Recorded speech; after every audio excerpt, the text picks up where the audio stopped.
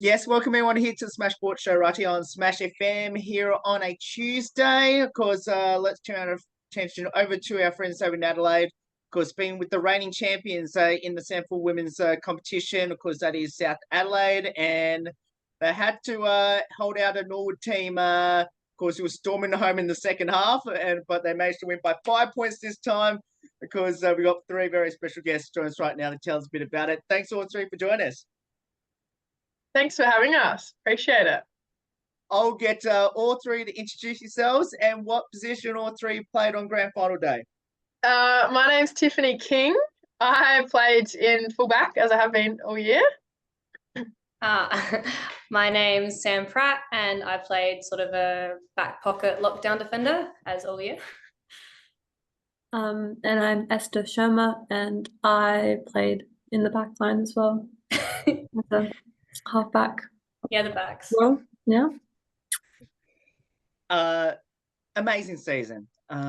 You deserve to win it.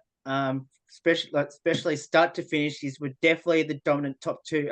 Definitely the best top two team in the competition. And was that was actually 3 weeks ago. Actually, I didn't realize how quick it was. Has it sunk in winning the Premiership? I don't know. So you go. I think it's a bit more real now. The first few weeks it was like, oh, I can't believe that actually happened. But it's becoming more of like, yeah, we won. We're the premiers. Yeah. Yeah, I don't know. I still feels surreal for me. I think we worked so hard. It was almost like a 2-year journey to get to this one. Spratty and Sam and I were both part of the 2019 one, and I think we both agreed this one felt really different. So it's a strange feeling. We have definitely celebrated and made the most of the last 3 weeks. So perhaps once that high sort of dissipates, then perhaps it might start to feel a bit more real, for sure. Yeah, I just think like as soon as sort of the siren went, like it was kind of like, oh my God, we did it. And it was all very exciting. But even like during presentations and everything, it still didn't quite feel real. Yeah, it just kind of felt like a dream. And then, yeah, it's just slowly has to sink in. You really have to comprehend and think about, wow, how far we've come. Obviously, yeah, after last year's grand final. But yeah, like Tiff said, it feels really different to our last flag back in 2019. Now, obviously, you were fighting for top spot for most of the year with Glenelg, who fell away in the late stage of the second half of the year. How important was it at least get top spot and get a reasonably an easy draw in gun into knowing that you did have a double chance? We worked pretty hard to get there. I think, well, we lost our first 2 matches of the season, so we weren't feeling heaps confident at the start. So after that, it was sort of just like each game at a time. And then as it got closer to the end of the season, we realized we could make, an advantage out of the position that we ended up in for the finals. So we did sort of focus on that a little bit. And I think it definitely benefited us because we know that we play well at home and we got a home semi-final and things like that. But I think this season the competition was really quite even, and like even the last round of the year there were 3 teams that could have taken that final spot, and Norwood ended up making the grand final, and they were part of those 3 teams that nearly didn't make finals. So like we knew that it was going to be hard either way, whether we finished first or fourth. We were going to be playing good quality sides, so I think we were preparing for that the whole time regardless. Just keep an eye on how Norwood was going. Obviously, I got a chance to interview them yesterday. Obviously, they had to fight all the way through as like an elimination final for them every week. Did you keep an eye on how they were traveling, especially like they knocked out last year's premiers in week 1 of the finals? Then obviously they knocked out basically almost the ladder leaders for most of the year in Glenelg before they got to your game, in particular in the grand final. Did you just keep an eye on how they were traveling? Yeah, I mean, personally, the last few weeks of the season, I was still keeping, like, I would watch their games to just see how they were playing and how we'd match up against them. But then, so after our first final, we all stayed back at the club afterwards and watched the game where they beat, Centrals. And then we trained the following weekend and all sat together and watched the game where they took out Glenelg as well. Good to see how they were playing, and it was kind of, we weren't sure who we were going to come up against, and we knew that whoever it was, that we'd be able to have the fuel in our bellies to do it. And yeah, just watching them do it. I know we'd lost to them twice during the year, so it was kind of, they would have the upper hand, and as soon as they got through, we were like, no, like, we're ready, let's do this. Like, because obviously they were coming from fourth, so it wasn't expected that they get in, but yeah, we were quite content that that's who we came up against in the end. Grand final. It was played at Norwood, which I tell you what, South Adelaide had a rough end of not hosting a grand final the last couple of seasons. How did you try to approach going into enemy territory against the team that finished fourth and somehow they host the grand final? You know, I definitely remember the year before they said they were going to do like no finals teams grounds. That's why it ended up being at Prospect. But when they chose that destination, we're like, okay, we possibly could verse them there. I reckon our whole team kind of thought of a mindset, like we got very hammered in, and everyone kind of had to focus that we could only control what we could control. And even though there was a few things going against us and we hadn't won against them and it wasn't at our ground or anything like that, we kind of knew really it's just about playing football, and if we can play our game, we'll be able to beat them. So we put that behind us and just made it a day. Yeah, Esther's spot on about that. We didn't let it affect us, and we knew it was like pre-decided months earlier by the AFL, Channel 7, sorry, wanting to broadcast it on Channel 7, which is really cool that we had that opportunity to be like broadcast on live TV. So that's right, it's what it is. The grand final, almost a bit of deja vu to last year. You sprinted out early. You led by 3 goals at the half, which I'm pretty sure it's almost how you the margin you actually led in last year's grand final as well. And then the North stormed back, very similar how Centrals did last year.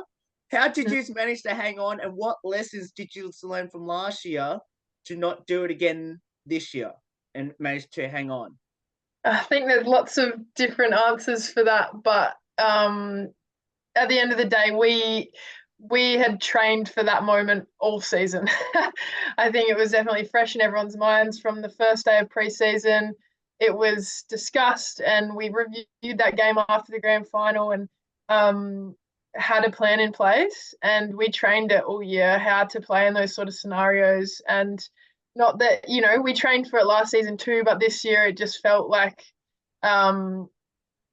that little bit more focus when we were going about it. And I think as much as it was, I got stuck on the bench at the end of the last quarter, and it was very nerve-wracking being over there watching, but I could tell, being in similar positions throughout the season and knowing that we could finish off games like that, I knew that the girls were settled out there, and you could see that the way that we were able to play when it was in our back 50 for so long in that last quarter, and a free kick goes against us and all these things go wrong, but you could see all the girls still so level-headed and able to finish off so well, like we've trained all year. How long did all 3 wear your medals around your necks for, and did any of you sleep with it? Be honest. I'll let you guys answer that one. I definitely had my medal around my neck for a couple of days. Didn't leave, slept with it for a couple of nights, and then after the weekend events, I hung it up on my little trophy thing. Yeah, I slept in mine for 3 nights. It only came off for showers, and then when I eventually had to go back to work, that's when it came off. And it still sits right near my bed, and then any opportunity to on. So like footy trip last weekend, just wore it the whole time again, like any opportunity to wear it. And I knew these 2 are the biggest victims for it, actually.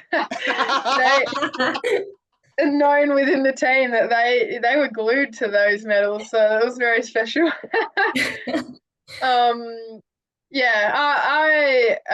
Mine probably needs to go in the shower with me, to be honest. That lanyard's not very clean. Now, did any of you get a chance to bite on your medal? And if so, was it pure gold? Absolutely. Exactly. Definitely. Yeah. Yeah. I mean, I don't know what gold tastes like, but it was pretty solid. Yeah. Is it supposed to be solid? Seemed like it. Yeah. Did they? I'm assuming all three had a chance to kiss on the cup. Yeah, we actually unfortunately were on strict sort of rules around the cup and the flag this year because we made a bit of a mess of them last 2019. So this year the team manager and head of the women's footy were watching very carefully. So we had a few drinks out of the cup on the night, but then they very quickly went away into a safe cupboard. I did get the pleasure to sit with the cup on the ride back. That was pretty cool. Oh yeah. Oh, nice. Did you put the seatbelt on? Make sure it was safe. Well, I had the seatbelt around me first, but like Priorities. I did before Esther sat down, the cup was sitting next to me and it was going to be strapped in, and then Esther sat down next to me so she could hold it. Yeah. held it quite firmly, so it's okay. How good was it to hold the cup? After watching Central's hold it the year before, it was pretty being able to hold it up ourselves and have it there for us. Definitely, it made it even more worthwhile after not being out there, watching other people have that joy the year before. Yeah. Yeah, it was pretty special. It's hard to like slow down in those moments because everything going on around you is so exciting, and there's so much to soak in and take in. But now thinking back, was sort of holding on to it pretty tightly around the club when we got back to celebrate, and to be able to have that in your hands, not knowing when the next opportunity will be, sort of it's a really cool experience and something that I think you have to try really hard to be present with when everything else is going on around. Yeah. Yeah. There's a photo from like right after the game when they had just given us the trophy after the presentations, and there's a photo of just the trophy and like all of our hands sort of grabbing it, and like that picture just like fills me with emotion seeing that. Yeah, a very cool feeling. Let's talk a bit about all three of your football journeys. Where did it all start and why did you choose it? I started at Christie's Beach Football Club. It was an under 14s team. I reckon I was 11. But both my siblings started playing football, so I was like, yeah, I want to give this a go. Wasn't very good. Couldn't kick the ball, like missed it quite a lot. Got made fun of quite a lot. But we persisted and we went through a couple of years, and then my team got we had quite a good bunch of girls, so we won a few premierships, went up to under 17s, and then got through the South Juniors program, and then eventually got invited out to South. But yeah, it was a nice run for me. I started playing when I was 16 at local. I'd played some like school knockout for footy, didn't know women's footy existed, and then someone said, oh, my friend's team needs some players, so I went out and played local for their juniors at Kenilworth for 2 years, and then they didn't have a senior team, so I again, like Esther, I moved over to Christie's Beach for a couple of years, and from there, like South Adelaide had their first team, so I went out to the first trials and been there ever since. My footy journey started a little later than the two young ones. I actually umpired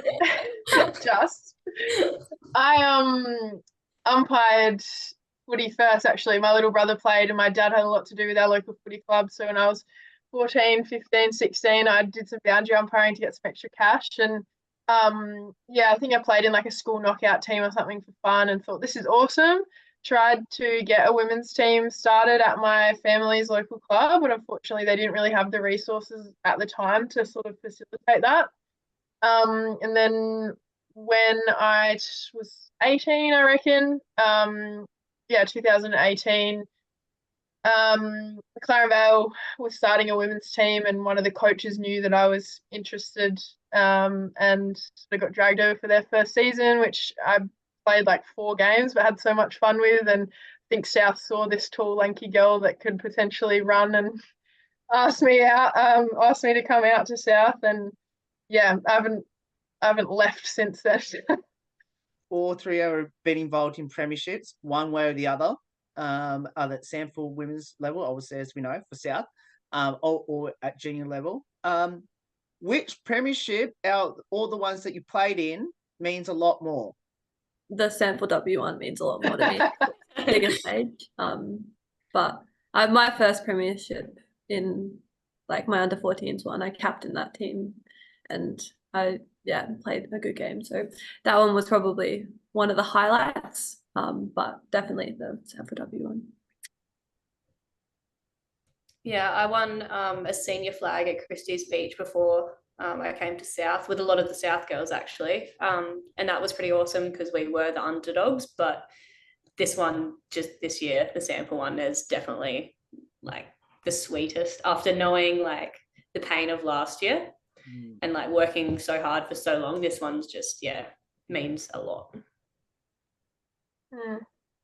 Yeah, I'd tend to agree. I'm well aware that I'm very, very lucky to have played in a fair few grand finals in my time. This is only my 6th year of footy, and I think I've played in nearly 8 grand finals or something like that when I added it up, because I was able to play sample and then go back and play local when the seasons were shorter.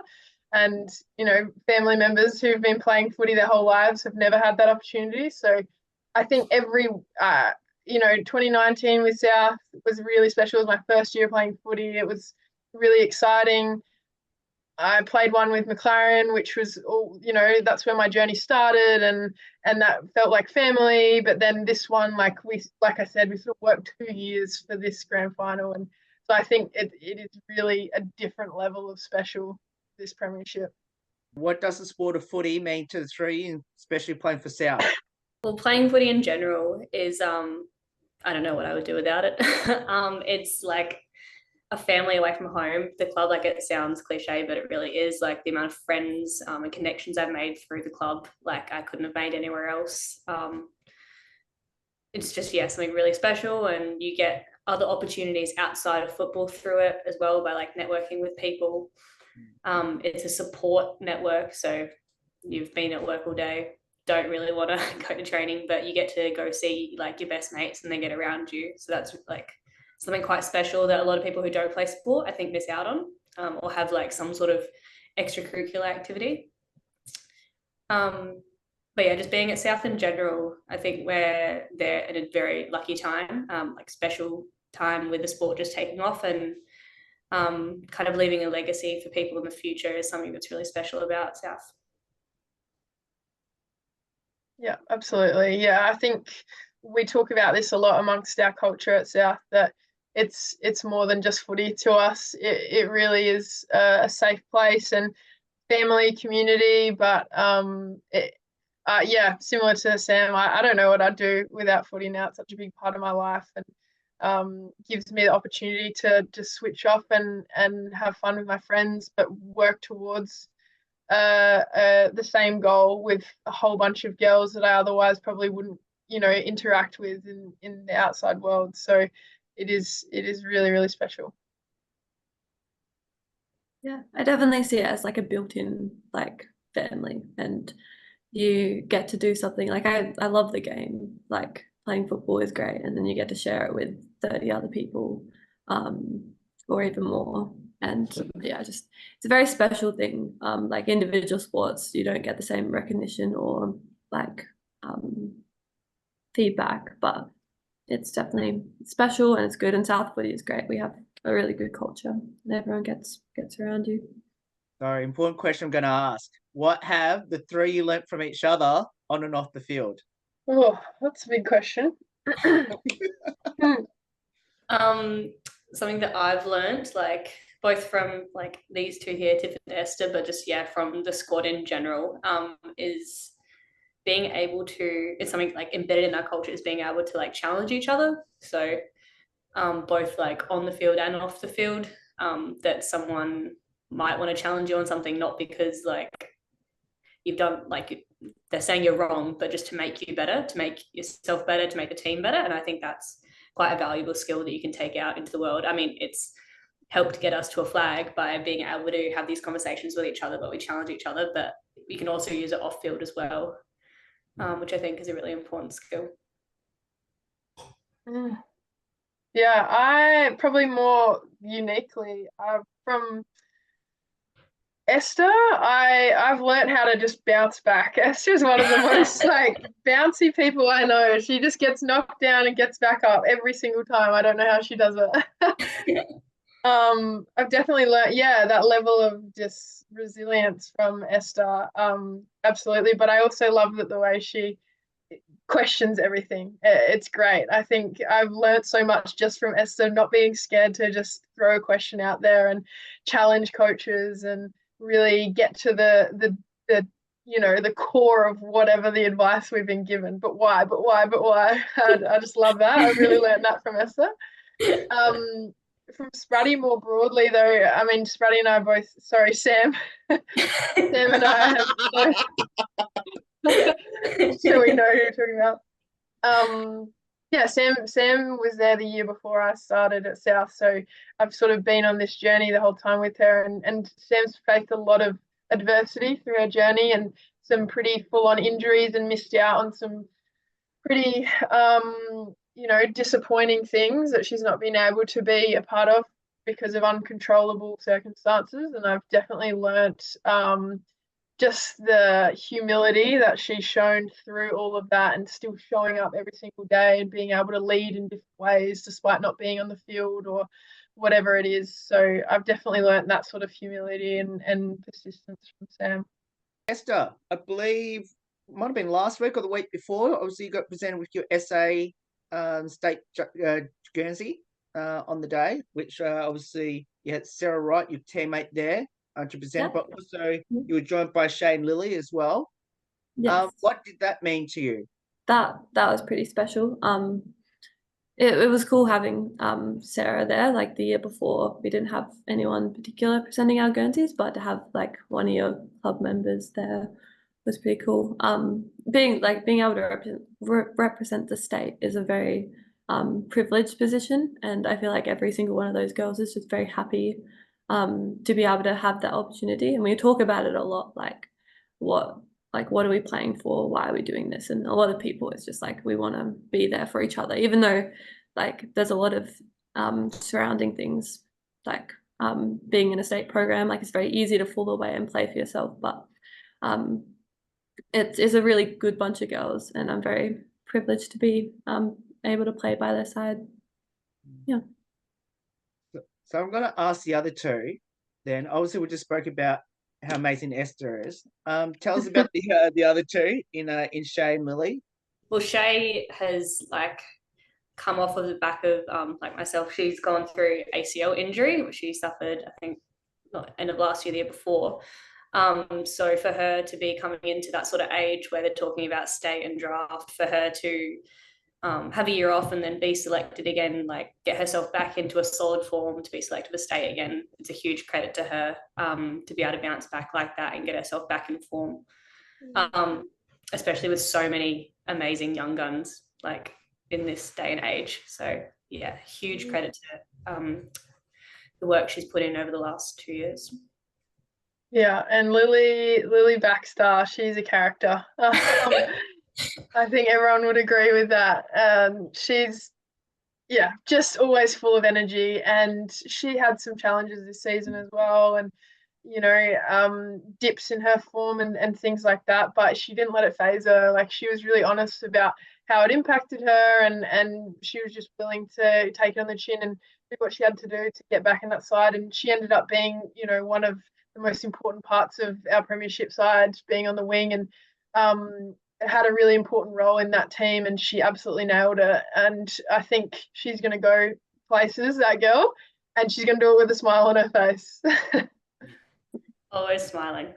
Yeah. Who's the comedian, the best singer, and the best dancer on the team? Lily Baxter would have to win the comedian award. Comedian, yeah. Definitely. Yeah. Always makes people laugh, even if it's just her being herself. She always something stupid, and everyone gets a good laugh out of it. So yeah. Yeah. What were the best dancer and singer? Is that what they said? Yep. Oh. Carly Milsom low-key can sing. Yeah, true. She's quiet, so you wouldn't know until yeah, I was in a car ride once with her, and that's how I found out. I was like, "Whoa, this girl can actually sing." But she's one of the more reserved ones, especially when she's standing next to like Emily Brockhurst, who's just the loudest person in the team. So Best dancer. I feel like Jaslyn Smith has some secret dance moves that sneak out when she's, it's late at night and there's less people paying too much attention. She's a pretty good dancer, I reckon. yeah, she's definitely got some swagger, that girl. Okay. Two-part question. Do either of you have a pre-game superstition or ritual? And second part, did the team have a pump-up song? Yes. I'll answer the second question first. We had a very clear standout pump-up song. What's the actual name of it, Spratty? And I Feel Like a Woman by Sinead O'Connor. Yeah. I think it was in one of our trial games. We were a bit flat, and our coach was giving the pre-game speech and things like that, and he was trying to get us sort of up and about, and he just wrote on the board, "Let's go, girls," and sort of kept saying, "Let's go, girls," and then so we put on that song, and that's the thing that sort of got us pumped every game for the whole season, and it was definitely played many, many times in celebrations. Yes. Yeah. Pre-game superstition, I don't really have any. Just gotta have like a good old spaghetti or pasta the night before, I guess. Yeah. I always need a ribbon in my hair. I used to have a specific one, but then it got pretty old, and then I changed it for a grand final, and then we didn't win. And anyway, it's gone around the circle quite a bit. But I just need a ribbon, and we'll be okay. So Yeah. No, there's not a heap of us that have too many strict rituals. I think it's part of the talk that we have amongst our team that there's going to be things that you're going to be thrown curveballs, and we've sort of got used to that over the last couple of years and the things we've faced. So we've been careful not to have too many superstitions, because last minute the oval gets changed or the time of the game gets changed, or you got to be prepared for anything. So if you have too many rituals, then you might get a bit unstuck. Part question to finish. The first part of it is was there any good nicknames in the team we should know about? One recent one, which Sam isn't going to be happy about. Sam Pratt became Sprat and Spratty for most of her footy career, I'm aware of. But most recently, just while we were on footy trip, someone accidentally went to say Spratty, but they said Ratty. So now people are calling her Ratty, which she doesn't love. Yeah. I've said that anyone who calls me Ratty has to get a premiership tattoo with me, otherwise they can't call me it. I'm trying to think. There's been lots of names changed within the group chat after footy trip. Yeah, I don't know. Really? Cool. Yeah, someone asked. Carly Milsom. Someone was joking around saying, "I wonder how South African would say Carly." So now people started calling her Coily. Not appropriate. Oh, we've got Lucy Northcott. Lucy Northcott by a commentator one time accidentally got called Lucy North Chot, so now everyone calls her Chot. Chotty. So yeah, there's a few of them like that. Tiff loves getting called Tiffy as well. No. Your development league won as well this year, which made it a clean sweep. So who had the best celebration out of the development league and the league team?